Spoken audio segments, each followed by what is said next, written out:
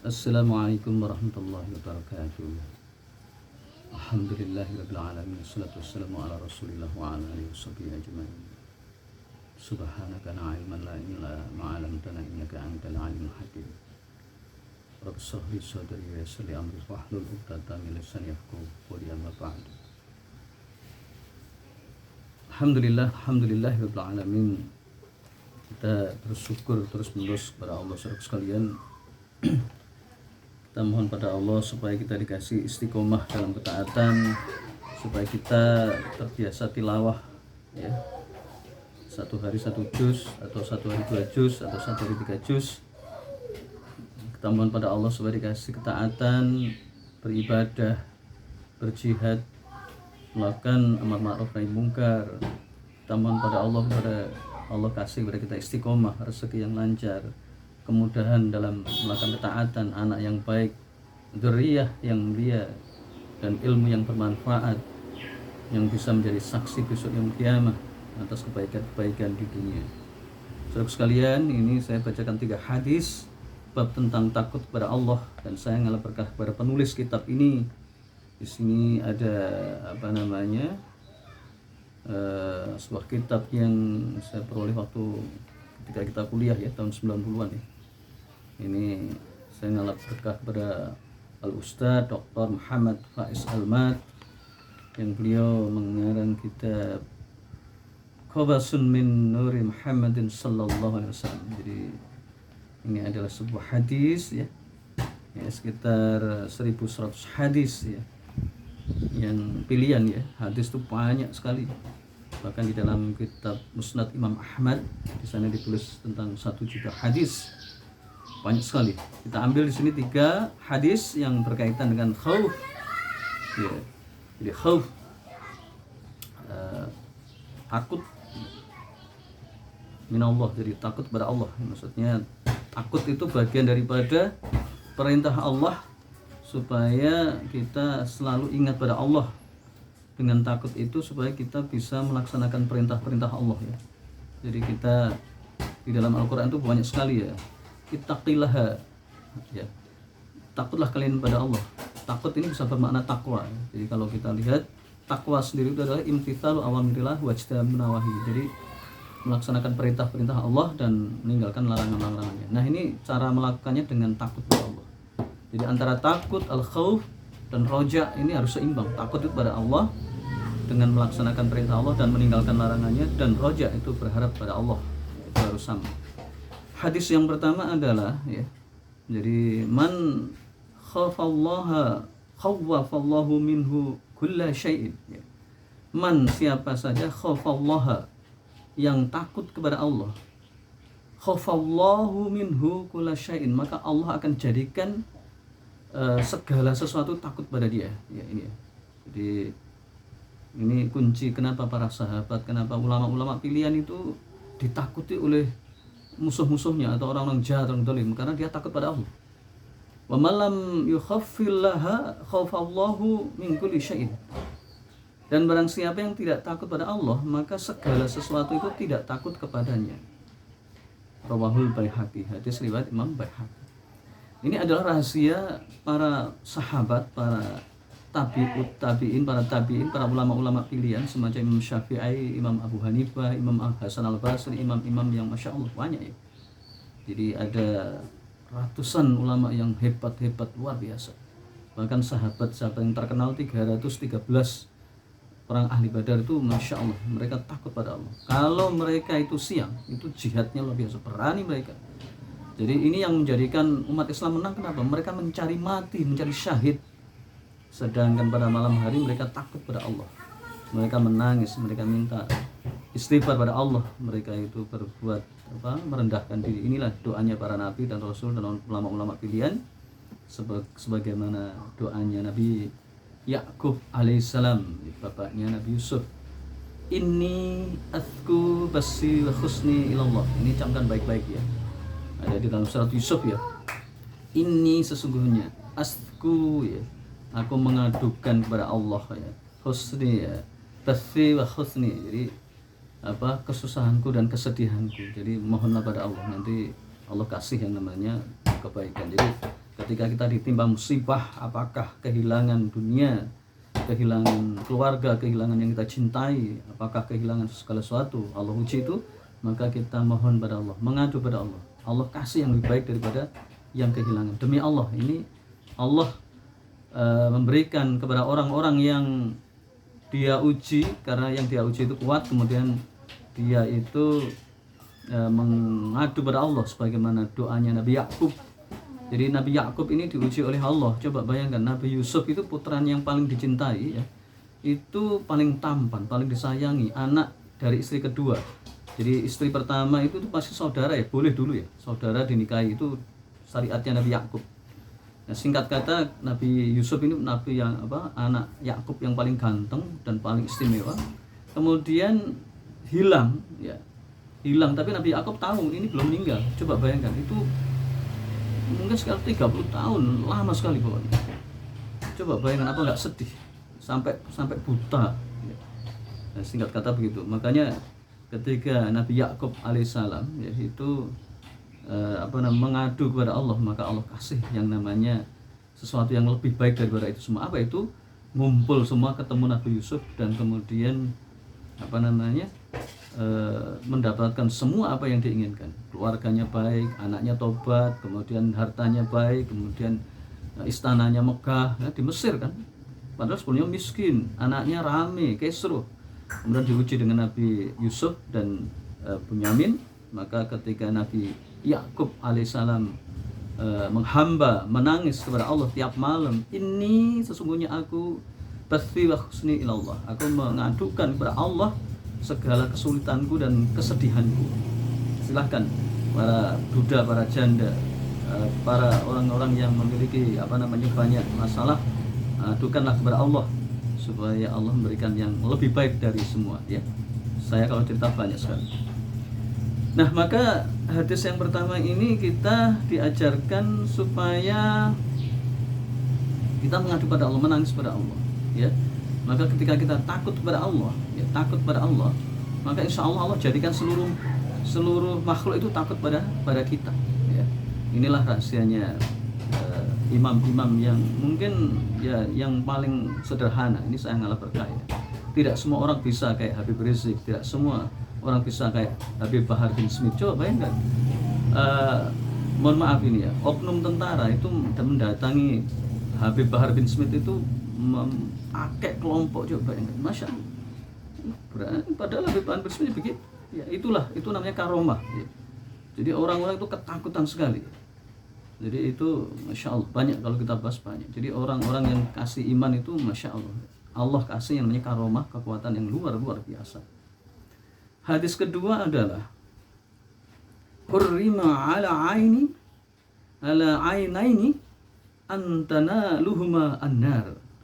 Hurrima ya, diharamkan ala ainaini, atas dua mata, antana lahuma annaru.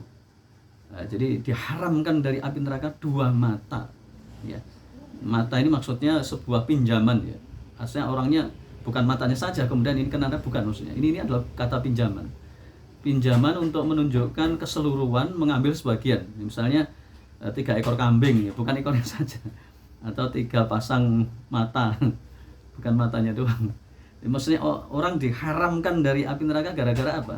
Gara-gara ini, 2 mata yang ainun takat min khasyatillah. Jadi mata yang digunakan untuk menangis karena Allah, takut pada Allah. Wa ainun batat tahrusu al-islam wa ahlahu min ahlil kufar, rawahu at-Tirmidzi ya. Jadi mata yang digunakan menangis karena Allah, menangis atas segala dosa yang dia lakukan. Kemudian dan mata yang digunakan untuk menjaga ya, serta mengawasi Islam dari gangguan orang kafir. Maksudnya ribat. Ini rawahu Imam At-Tirmidzi, ulama hadis terkenal ya. Yang pertama, semua nabi pasti menangis setiap malamnya. Jadi mereka tahu Allah itu tidak pernah main-main ya. Semua nabi dan orang-orang soleh ya. Orang-orang soleh. Rasulullah itu nabi yang paling mulia, yang nabi yang dijamin oleh Allah masuk surga dan diampuni dosa-dosanya yang lewat dan akan datang, itu setiap malam menangis. Jadi kalau Anda tahu orang yang dicintai oleh Allah, malah oleh Allah diuji dengan ujian yang maha berat. Kenapa? Allah membutuhkan bukti, ya. Yang namanya emas itu diambil biji yang paling baik, ya. Yang tidak baik itu rontok semua ketika dipanasi dengan panas yang membara itu, ya. Itu rontok-rontok, tayang-tayang yang jelek-jelek itu akan hancur, ya. Bahan baku yang jelek akan hancur, yang ada hanya yang murni, ya. Itulah iman yang murni, itu yang dibutuhkan pada saat kita beriman. Jadi orang-orang yang insya Allah dijanjikan oleh Allah surga Firdaus itu orang-orang yang ujiannya berat. Bukan seperti kata penipu, kamu masuk agama saya nanti gampang Kak sholat, masuk surga ini mbahmu apa? Itu surga ini mbahmu, surga apa itu? Kok nggak diuji? Makanya orang-orang mu'alaf itu ya Allah, saya berdoa tiap hari pada orang-orang mu'alaf, ya. Itu orang-orang mu'alaf cobaannya paling berat, ya. Saya kadang-kadang belum tentu bisa mengalami mereka, ya. Cobaannya masuk mu'alaf malah miskin, masuk mu'alaf malah dibenci oleh keluarga, itu ujian. Tapi yakinlah bahwa yang menolong itu Allah, itu lebih utama. Allah menolong mereka, ya, para mu'alaf, ya. Banyak sekali, ya, saya sedih sekali lah pokoknya, ya. Beda dengan orang murtad dapat duit, dapat ini, tapi setelah itu hidupnya penuh dengan kerusakan, penuh dengan bencana dan menyedihkan lah, ya. Ini kata kuncinya. Maka hadis kedua ini, hadis riwayat Imam At-Tirmidzi ini adalah orang, jadi mata yang tidak akan tersentuh oleh api neraka selamanya adalah mata yang digunakan untuk menangis karena Allah, jadi menangis ketakutan, dan yang digunakan dalam rangka ribat, menjaga perbatasan untuk menjaga Islam, dinullah li'ila li kalimatillah. Jadi misalnya kita jihad, kita rapat dalam untuk memperjuangkan Islam malam hari, ya itu turunannya begitu, ya. Kalau ribat di sini menjaga Allah, tapi kalau dalam contoh yang lain adalah ketika kita rapat untuk berdakwah, rapat untuk menyampaikan saudara-saudara kita yang di Papua, saudara kita yang di Ambon, saudara kita yang di Sulawesi, yang pelosok-pelosok, ya Allah, saya belum bisa buat mereka, ya. Saya berdoa mudah-mudahan kita diikutkan sebagai mereka, ya. Saya bisanya di kota-kota besar, nggak tahu, saya ini ditakdirkan oleh Allah di kota-kota besar, ya. Ada saudara saya yang di Kalimantan, ya. Murid saya ada yang di Kalimantan, ada yang di pelosok-pelosok. Masya Allah, saya nggak bisa kayak mereka, tapi makanya berdoa aja. Mudah-mudahan kita dikumpulkan orang-orang ikhlas. Biasanya orang-orang mereka itu orang-orang ikhlas, ya. Mereka nggak terkenal, tidak diketahui, hidupnya pas-pasan, mereka berdakwah, ya Allah. Kalau beda dengan misionaris, kalau misionaris hidupnya bermewah-mewah, meskipun kemana dikasih duit, kemudian ini dijamin. Tapi kalau kita ini Masya Allah, Allah yang mencukupkan, Allah, itulah kualitas iman, ya. Iman itu begitu, ya. Jadi memang kita nggak dapat dunia, ya, tapi Allah dikasih sebagai penggantinya qanaah ini cinta. Allah cinta pada kita, Masya Allah, subhanallah. Itulah ulama-ulama dulu itu kenapa Allah menjadikan ulama, para nabi itu orang-orang yang sederhana, jauh dari mewah, itu karena Allah itu cinta mereka. Kalau seseorang dicintai Allah turunkan fa'anzala sakinata fi qulubihim liyazdadu imanahum, ya. Maka Allah turunkan sakinah, ketenteraman. Sakinah itu bukan itu cewek saja. Sakinah itu ketenteraman untuk bertambah iman. Itu kalau dekat dengan Allah itu begitu. Makanya kehebatan Imam Hasan Al-Basri sampai berani melawan penguasa dolim, Imam Abu Hanifah.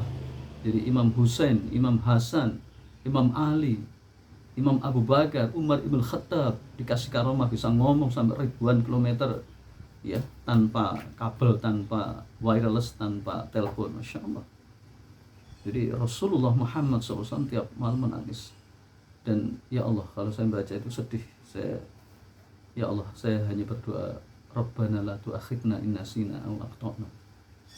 Ya Allah, jangan kau berikan beban kepadaku sebagaimana bebannya orang-orang terdahulu. Gak kuat, berat, ya Rasulullah, berat sekali, ya.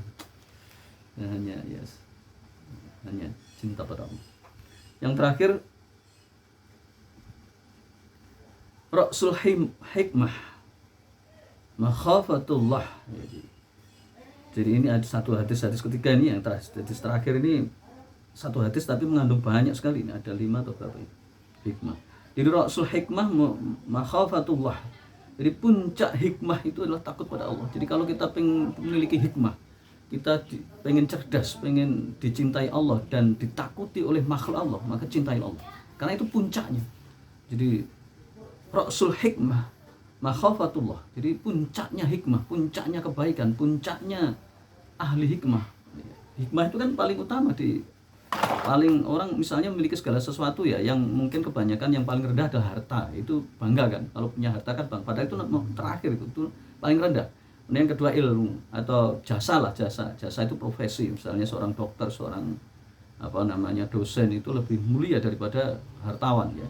Yang ketiga adalah ulama itu kan paling top karena memiliki ketakutan yang ilmu yang luar biasa. Nah, ulama itu rata-rata ulama yang memiliki takut pada Allah itu memiliki puncak kebahagiaan. Itu namanya ulama. Dan puncaknya ini kuncinya adalah makhafatullah, takut kepada Allah. Jadi hadis ini panjang. Kita kupas satu persatu. Rasul hikmati makhafatullah. Jadi puncaknya hikmah adalah takut pada Allah. Wa khairu ma waqara fi qalbi al-yaqin ya. Dan sebaik-baik tertanam dalam hati adalah yakin ya. Itu yang kedua. Yang ketiga adalah artiyabu minal kufur, ragu-ragu ya. Itu adalah kekufuran ya. Kalau ragu-ragu, kalau Anda beriman ragu-ragu itu wah itu kufur, udah ya. Ada orang sholat tapi ragu, jangan-jangan ini neraka enggak ada, wah itu udah kufur itu. Yang keempat asyababu su'batu minal junub ya. Jadi pemuda itu adalah orang-orang yang junub, ini artinya gila, tetapi maksudnya bukan gila-gila ini, pemberani. Jadi maksudnya masa muda itu masa yang pemberani, yang kadang-kadang nekat, bonek. Yang keempat.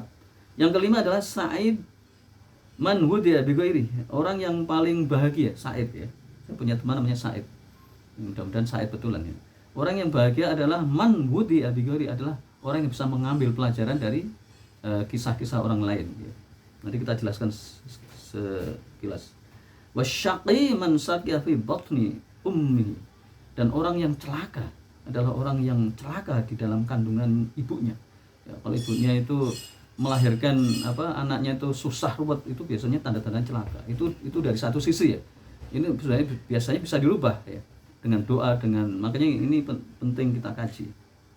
Ya. Berikutnya adalah kullu ma huwa atin qaribun, setiap apa-apa yang datang ya itu adalah qaribun, adalah dekat. Riwayat hadis rawahu Muslim. Jadi riwayat Imam Muslim. Jadi hadis ini luar biasa ya. Satu hadis terdapat satu hikmah, yang kedua adalah waqara, yakin. Yang ketiga ragu-ragu, kufur. Keempat, pemuda adalah kegilaan atau nekat. Kelima, orang yang bahagia adalah orang yang mengambil pelajaran dari orang lain. Keenam, orang yang celaka adalah orang yang celaka dalam kandungan ibunya ya. Keenam. Ketujuh, setiap apa-apa yang datang itu adalah dekat. Jadi kalau kiamat itu akan datang itu dekat sekali. Besok itu dekat, tahun depan dekat. Kalau kemarin itu udah lewat. Ya. Kita jelaskan singkat yang pertama, hikmah tadi sudah ya. Jadi rasul hikmati makhafatullah. Jadi puncaknya hikmah itu adalah takut pada Allah. Jadi kalau orang pintar itu nggak takut pada Allah percuma. Jadi profesor, doktor atau gelar apapun lah ya, tapi kalau nggak menimbulkan ketakutan pada Allah tuh nggak ada manfaatnya sama sekali. Orangnya bergelar profesor, udah ya profesor, misalnya ada S berapa lah ya, doktor S3, kemudian profesor, gelarnya tambah lagi, kalaunya profesor misalnya, tapi kalau tidak takut pada Allah itu percuma, nggak dapat hikmah, dia nggak memiliki izzah, hikmah dan himmah, itu percuma ya. Jadi dia harus menimbulkan itu. Nah yang kedua adalah sebaik-baik tertanam bahwa khairu ma waqara fil qalbi, yang ada itu adalah yakin. Yakin itu harus. Makanya belajar dalam agama itu yakin, supaya tidak terombang-ambing oleh bisikan-bisikan setan. Setan itu dari kalangan jin dan manusia. Jadi setan menebarkan ragu-ragu. Ketika kita infak ya yakin, hakul yakin, biar setan tidak mudah mengganggu. Yang ketiga adalah al-tiyabu minal kufur, ya, ragu-ragu dalam iman itu adalah kufur.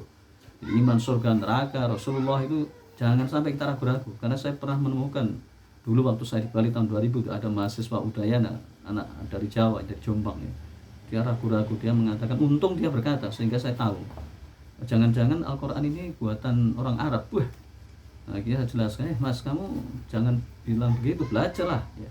Al-Quran dari Allah. Coba kalau orang Arab bisa buat, ternyata orang Arab dari dulu nggak bisa. Bahkan Allah menantang di dalam surat Al-Baqarah ya. Ya ayyuhalladzina ya ayyuhan nas ya.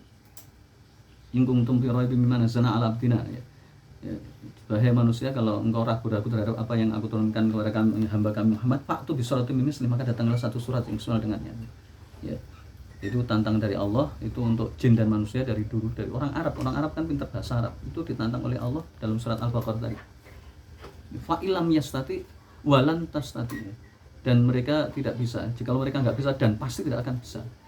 Ya, maka bersiap-siaplah dengan api neraka. Ya gitu ya. Jadi jangan sampai ragu-ragu terhadap Al-Quran, bahaya. Kalau ragu-ragu bertanya ya. Untuk menciptakan yakin itu harus pakai ilmu. Yakin itu tidak boleh menggunakan prasangka atau dugaan, harus pakai ilmu. Misalnya yakin pada Allah, akhirat, surga, neraka, itu harus pakai ilmu. Nah sekarang ini banyak orang komunis ya. Kenapa orang komunis? Orang bodoh, karena dia nggak menggunakan logika ya. Orang komunis mengatakan misalnya tsunami itu alam, hanya alam. Misalnya gempa bumi alam, kan begitu ya. Kasus di Pompei ini cara sudut pandang ya. Sekarang begini ya, ini contoh aja lah. Misalnya kasus Semeru, kasus Pompei itu di Italia ya, ataupun di Yordania ya, di tempatnya Nabi Lut ya. Itu kalau orang yang tidak punya agama, yang tidak punya iman, dia akan mengatakan, orang-orang yang LGBT tadi yang oleh Allah, kalau di Indonesia namanya Legetang itu daerah di daerah Jawa Tengah ya, dekat Dieng ya. Itu kasusnya sama. Jadi 3 ini, kalau di Italia namanya Pompei, kalau di Yordania namanya Lut, Nabi Lut ya, orang LGBT itu suka dubur tadi atau suka sama jenis ya. Yang di Indonesia di Jawa Tengah namanya Legetang, itu kasusnya sama, dekat gunung. Nah orang yang nggak punya iman bilang begini, kan kasus Pompei, kasus di Yordania, kasus di Legetang itu kan karena gunung meletus. Oke, dia bilang gitu. Oke, itu memang gunung meletus. Tapi yang menggerakkan itu siapa? Yang menjadikan contoh itu siapa? Sampai sekarang loh, padahal itu ribuan tahun yang lalu. Itu sudah terkubur oleh lahar gunung berapi. Tapi oleh Allah dibuka lewat manusia, lewat para antropologi, ya, para ilmuwan dari berbagai dunia, kemudian menggali kota yang hilang, the lost city in the world, itu di Pompei, dan telah ditemukannya di Pompei. Itu sempat hilang, itu kota hitam, hanya kabar-kabari ya. Kemudian oleh para ilmuwan antropologi dibuka itu ya, dibuka ternyata benar, dan itu pengerjaannya hampir 100 tahun kalau nggak salah, lama sekali Bu. Dan ternyata orang yang bersenggama, bersetubuh sesama jenis itu ada, apa enggak Allah ini? Dan kayak Fir'aun ya, Fir'aun ini kan ada buktinya supaya menjadikan pelajaran bagi orang-orang setelahnya. Kalau orang nggak ngambil pelajaran, orang yang paling rugi ya. Dan itu ada pada bab berikutnya ini ya, 1, 2, 3, 4, 5. Nah ini Sa'idu min wudi'a bi ghairi, orang yang bahagia adalah orang yang mengambil pelajaran dari orang lain ya. Nah ini kasus Pompei, kasus di di Yordania, Sodom ya. Di Sodomi dia. Itu berasal dari kata Sodom yang suka lawan sesama jenis. Sekarang LGBT. Jadi ingat LGBT ya. Saudaraku sekalian, kalau Anda, anak, saudara dan seterusnya keluarga Anda ingin dihindarkan dari LGBT, maka berusaha berdoa pada Allah, berdakwah supaya Allah tidak menurunkan malapetaka yang menimpa pada orang-orang Sodom, orang-orang Pompei, orang-orang Legetang. Jadi kasusnya sama. Kalau di Legetang itu sekitar 313 orang ya, 300-an sampai ada prasastinya ya. Nah itu tahun 50-an itu di Legetang itu ya gitu, pesta seks. Jadi pesta seks, orang pokoknya enggak mengerikan lah pokoknya, pesta seks hura-hura sama sedih LGBT. Jadi LGBT dulu banyak. Sekarang kenapa di Italia itu marak LGBT ya, karena dulu-dulunya cikal bakalnya juga LGBT. Nah tapi kenapa di Yordania tidak? Karena dihapus oleh Islam. Dulu Sodom itu di Yordania ya, Sodom ya. Kalau Pompei itu di Italia ya. Pokoknya Islam itu menghapus kebejatan, keserakan, ya, hawa nafsu yang bejat dan seterusnya itu ya. Maka orang yang terakhir ya ini pemuda itu adalah orang yang berikutnya adalah syababu su'batun minal khawf al-junud. Maka pemuda ini biasanya pemberani, masa-masa yang kegilaan. Gila itu maksudnya kalau orang itu gila itu ya pemuda itu ya wajar lah. Tapi gunakan dalam kegilaan kebaikan. Makanya pemberani itu para pemuda. Berani nakal, berani baik, berani ya. Bahkan dalam hadis dikatakan kalau seandainya pemuda itu menghabiskan kehidupannya itu dalam kebaikan, maka Allah kasih hari tuanya itu dengan kebaikan dan masuk surga. Ini jaminan dari Allah ya. Karena para pemuda itu godaannya besar, hawa nafsunya besar. Jadi ini yang menjadikan qadhi surah ya. Seorang qadhi yang menghabiskan mudanya itu ketaat pada Allah. Allah kasih yang namanya kemuliaan dari tuanya, namanya bersih, kemudian insya Allah dijamin masuk surga. Abu Hurairah, masya Allah. Abu Hurairah itu menghabiskan hidupnya untuk menyebarkan hadis, mencari ilmu, masya Allah. Menemui para sahabat. Dia sahabat, tapi akhir-akhir di Madinah ya. Maka dihabiskan hidupnya untuk membela Islam. Walhasil Allah kasih karomah, Abu Hurairah itu memiliki keistimewaan yang luar biasa padahal baru masuk Islam. Ini seperti orang yang mu'alaf terus menghabiskan waktunya untuk Islam kayak Haji Irna Handono ya. Masuk Islam tahun 2000-an, 2000 terakhir lah ya. 2000-an atau 98 lah. Tapi diberikan hidupnya insya Allah untuk Islam. Kalah kita yang lahir ceprot udah Islam kalah, masya Allah. Nah, yang terakhir maka wasyaqi man saqiya fi batni ummi. Orang yang paling buruk, orang yang paling sengsara adalah orang yang paling sengsara ketika di alam rahim ibunya. Jadi maksudnya begini ya. Biasanya orang-orang jahat, orang-orang yang sengsara hidupnya itu adalah ketika ibunya mengandung dalam kondisi sengsara. Maka ini yang menjadi pertanda ya. Ya, ada kalau nggak salah namanya Abdurrahman bin Muljam yang merupakan pembunuh Imam Ali. Itu ternyata dalam kisahnya itu di alam rahim ibunya itu menyusahkan ibunya. Maka di dalam Islam meskipun seandainya ada, maka cepat-cepat kita mohon pada Allah untuk dirubah. Karena takdir itu bisa dirubah lewat doa dan usaha ya. Ya, ini peringatan saja. Ini Islam pun menjelaskan bahwa ketika kita punya anak dan anak itu menyusahkan di alam rahim, ini sebenarnya pertanda. Maka ibu-ibu kalau memiliki anak yang ketika di rahimnya itu menyusahkan ya. Ini saya melihat karena banyak ya, benar hadis ini. Jadi ketika ada tanda-tanda itu nggak nyaman, maka mohonlah pada Allah supaya kalau itu takdirnya buruk, maka supaya Allah merubah. Nah, takdir itu bisa dirubah oleh Allah karena takdir itu milik Allah dan Allah yang mengubah takdir. Dan itu bisa dengan doa, dengan bersedekah, dengan berbuat amal soleh, dengan menangis pada Allah, dengan berbuat kebajikan, dengan pokoknya banyak cara. Kan ada kan doanya, Allahumma inni a'udzubika ya. Misalnya jubni wal bukhl, ya Allah hindarkan aku dari kebakhilan ya. Dari kemalasan, ya Allah, Allahumma inni a'udzubika minal kibr wan nifaq wa riya' wa sum'ah wal hasad, ya Allah hindarkanlah aku dari kesombongan, keangkuhan, kemunafikan, riya, sum'ah, pamer, dan hasad, iri hati. Ya Allah, ini kan penyakit-penyakit hati. Kita melihat orang lain kaya iri, ya Allah, Allahumma inni a'udzubika, ya Allah janganlah sampai aku iri ya Allah. Iri yang boleh aja, iri ulama, punya ilmu, orang itu baik banget, taat banget, aku iri. Iri pada Imam Syafi'i, iri pada orang yang soleh ya. Iri orang yang berbuat baik, iri yang taat pada Allah. Iri itu boleh, insyaallah. Terakhir, kullu ma huwa atin, setiap apa-apa yang datang itu qoribun ya. Jadi setiap apa yang datang itu adalah dekat. Jadi kiamat sangat dekat. Ya, Rasulullah dari dulu ya 1400 tahun yang lalu mengatakan al-qiyamah qoribun, kiamat itu dekat. Kenapa? Karena setiap akan datang dekat. Jadi oleh karena itu kita ambil manfaat hikmahnya. Apa itu 10 tahun ya, kemarin ya saya Masya Allah tahun 90, 30 tahun 31 tahun yang lalu kayaknya kemarin ya Allah, ketika saya SMA, apalagi ketika sanawiyah punya teman ini, ya Allah kemarin saya dimintai tolong Ustadz, ada sahabat kita minta mencarikan jodoh, udah namanya Pak Haji Sofyan, mantan tentara angkatan laut ya, kita punya jamaah angkatan laut ya. Insya Allah, ya Allah sudah tua ya Allah, saya tidak tahu ya Allah ya. 10 tahun dekat. Makanya saudaraku tobatlah, yang umurnya 50, 40, apalagi yang usia 55, 60, kau nggak tobat, apa yang kita cari? Apa yang kita cari dalam dunia ini? Kuburan itu dekat sekali. Alhaakumut takatsur hatta zurtumul maqabir. Kalla sawfa ta'lam, tsumma kalla sawfa ta'lam.